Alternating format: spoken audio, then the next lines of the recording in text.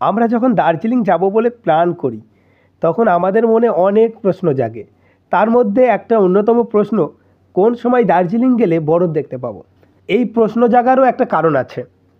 কাশ্মীর, সিমলা, মানালি গেলে আমরা বরফ তো দেখতেই পাবো, তাহলে দার্জিলিং গিয়ে বরফ দেখব মানুষের মনে এত আকাঙ্ক্ষা কেন?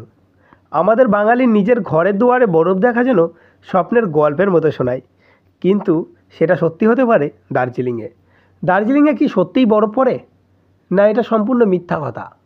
যদি পড়ে তাহলে কখন পড়ে, কখন গেলে দার্জিলিংয়ে বরফ দেখা যাবে, আর কোথায় গেলে দার্জিলিংয়ে সারা বছর বরফ দেখা যায়, সব কিছু আলোচনা করব এই ভিডিওটিতে। সঙ্গে থাকুন। ভিডিও দুটি পার্ট। প্রথম পার্ট আমরা হাতে কলমে দেখব কবে দার্জিলিং গেলে সত্যিই বরফ দেখতে পাবো। দার্জিলিংয়ে যে কখন বরফ পড়ে এই বিষয়টা খুব গোলমেলে ব্যাপার, এই জন্যই এই বিষয়টা নিয়ে ট্যুরিস্টদের মধ্যে এত কৌতূহল। চলুন আজকে আপনাদের সমস্ত কৌতূহল মিটিয়ে দিই।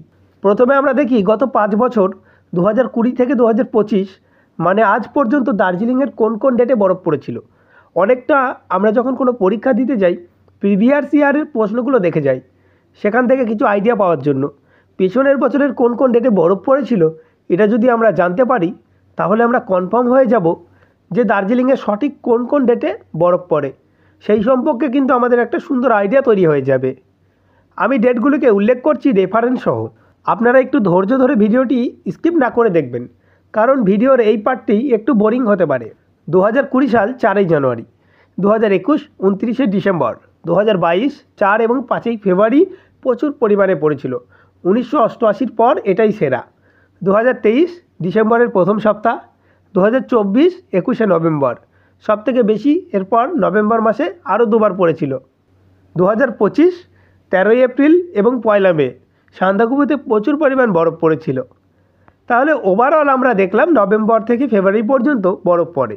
কোনো কোনো সময় দেখা যাচ্ছে এপ্রিলেও বরফ পড়ছে, যেমন 2025-এ পড়েছে, কিন্তু সেটা দার্জিলিং শহরে নয়, সান্দাকফু অনেক উঁচুতে। তবে আমাদের জন্য প্লাস পয়েন্ট, লকডাউন হওয়ার পর গ্লোবাল ওয়ার্মিং অনেকটা কমে গেছে, তাই বরফের পরিমাণ এখন কিন্তু একটু বেশি পড়ছে।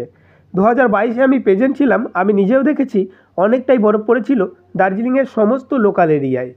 যখন আমি সেখানকার লোকাল পার্সনদের জিজ্ঞাসা করলাম, তারা বলল যে 1988-র পর এটাই সেরা বরফ পড়েছে, কারণ ওয়েদার এখন অনেক ঠান্ডা। তবে আপনি যদি সত্যিই বরফ দেখবেন বলে মনে করছেন, সেটা আবার দার্জিলিং গিয়ে, তাহলে আপনাকে নভেম্বর থেকে ফেব্রুয়ারি পর্যন্ত ডেট ঠিক করতে হবে। এই ডেটে গেলে আপনি অবশ্যই দার্জিলিংয়ে বরফ দেখতে পাবেন। যদি আপনার ভাগ্য ভালো থাকে তাহলে আপনি ঘরের দুয়ারে, মানে যেখানে আপনি রুম নিয়ে থাকবেন সেখানেই দেখতে পাবেন। আর যদি না দেখতে পান তাহলে একটু কষ্ট করে যেতে হবে। সেটা কোন জায়গায় সেটা জানার জন্য আমরা আমাদের ভিডিওর দ্বিতীয় পার্টে যাই। চলুন এবার আসি আমরা আমাদের ভিডিওর দ্বিতীয় অংশে। দার্জিলিংয়ে কোন জায়গায় সারা বছর বরফ দেখা যায়? দার্জিলিংয়ের কোনো জায়গায় সারা বছর বরফ দেখা যায় না, কারণ দার্জিলিং নিজে তুলনামূলক অনেক নিচু, 2042 মিটার। এবার আপনি বলবেন, দিলেন তো মশাই মনটা ভেঙে, কিন্তু এটাই নয়।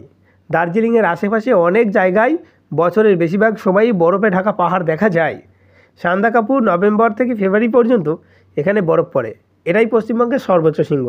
এছাড়া টমলু, টুংলিং, লেপচা জগৎ, ফালুট এই সমস্ত এলাকায় শীতকাল ভোর বরফ পাবেন। এবার আপনি বলবেন, কী সব নাম বলছেন, এই জায়গাগুলো তো চিনিই না, নামই শুনিনি। তাহলে চলুন এই জায়গাগুলোর সঙ্গে আপনাদের পরিচিত করাই।